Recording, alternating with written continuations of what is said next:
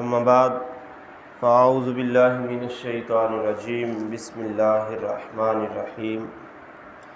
وقالت الیہود لیست النصارى علی شیء وقالت النصارى لیست الیہود علی شیء وهم یتلون الکتاب کذالک قال الذین لا یعلمون مثل قولهم فاللہ یحکم بینہم یوم القیامہ فیما کانوا فیہ یختلفون۔ صدق اللہ العظیم۔ سورۃ البقرہ آیت نمبر 113 ہے۔ اور یہودی بولے نصرانی کچھ نہیں، اور نصرانی بولے یہودی کچھ نہیں،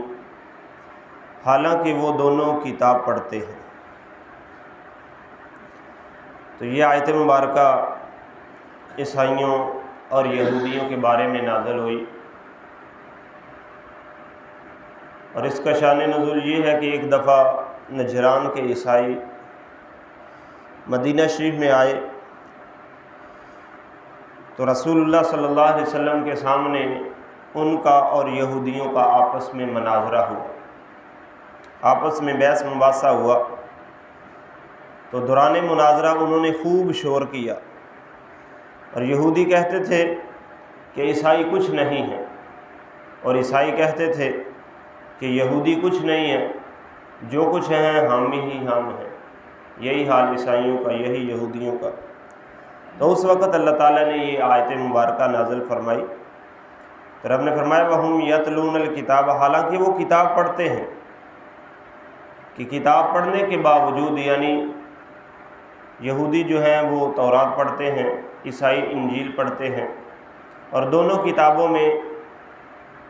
حضرت عیسیٰ علیہ السلام کا تورات میں ذکر ہے، موسیٰ علیہ السلام کا انجیل میں ذکر ہے۔ تو وہ دونوں پڑھنے کے باوجود اس چیز کو نہیں سمجھتے، اس چیز کو چھپا دیتے ہیں۔ تو اللہ تبارک و تعالیٰ نے یہ آیت مبارکہ نازل فرمائی۔ تو یہود تورات کو، عیسائی انجیل کو پڑھتے تھے، اور ان دونوں میں موسیٰ اور عیسیٰ علیہ السلام کی تصدیق تھی، یعنی تورات جو ہے وہ عیسیٰ علیہ السلام کی اور انجیل موسیٰ علیہ السلام کی تصدیق کرتی تھی۔ تو اس کے باوجود وہ ایک دوسرے کا انکار کرتے ہیں۔ تو یہاں پر اسی ان کی بات کی تردید جو ہے وہ کی گئی۔ اگر فرمایا کذالک قال الذین لا یعلمون مثل قولہم، اسی طرح جاہلوں نے ان کی سی باتیں کہیں، فاللہ یحکم بینہم یوم القیامہ، تو اللہ قیامت کے دن ان کا فیصلہ فرمائے گا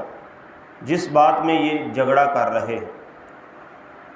تو خیال ہے کہ یہودی اور عیسائی انہوں نے ایک دوسرے کے پیغمبر کا انکار کیا اور ایک دوسرے کی کتابوں کے منکر ہوئے، اس لیے اللہ تبارک و تعالیٰ نے ان پر عتاب فرمایا۔ اب مسلمان جو ہیں تمام پیغمبروں کو برحق مان کر یہودیوں اور عیسائیوں کی تردید کرتے ہیں، لہٰذا اس میں زمین و آسمان کا فرق ہے۔ یعنی جو اہل اسلام ہیں، مسلمان ہیں، تمام نبیوں پر بھی ہمارا ایمان ہے، تمام کتابوں پر بھی ہمارا ایمان ہے، تمام رسولوں پر، فرشتوں پر ہم مسلمانوں کا ایمان ہے، اور عمل جو ہے وہ شریعت محمدی صلی اللہ علیہ وسلم پر ہے۔ تو ان کا معاملہ جو تھا وہ اس کے برعکس تھا، وہ اپنے اپنے نبی کو مانتے تھے، دوسرے کا انکار کر دیتے تھے۔ تو اس لیے اللہ تبارک و تعالیٰ نے یہ آیت مبارکہ نازل فرمائی۔ آگے فرمایا وَمَنْ أَظْلَمُ مِمَّنْ مَنَعَ مَسَاجِدَ اللَّهِ أَنْ يُذْكَرَ فِيهَا اسْمُهُ وَسَعَى فِي خَرَابِهَا، اور اس سے بڑھ کر کون ہے ظالم جو اللہ کی مسجدوں سے روکے کہ اس میں اللہ تعالیٰ کا نام لیا جائے، اور ان کی ویرانی کی کوشش کرے۔ تو اس سے معلوم ہوا کہ نماز کے وقت میں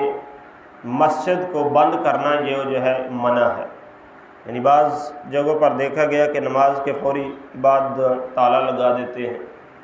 تو ایسا کرنا جو ہے وہ منع ہے۔ جب تک نماز کا وقت ہو تب تک تالا لگانا، یہ مسجد کو بند کرنا جو ہے یہ منع ہے۔ تو یہ بھی معلوم ہوا کہ مسلمان کو مسجد میں نماز سے روکنا منع ہے، کفار کو مسجد سے روکا جا سکتا ہے، کیونکہ کافروں کے بارے میں اللہ تعالیٰ فرماتے ہیں انما المشرکون نجس فلا یقربوا المسجد الحرام، کہ جو کافر ہے، جو مشرک ہے، وہ نجس یعنی پلید ہے،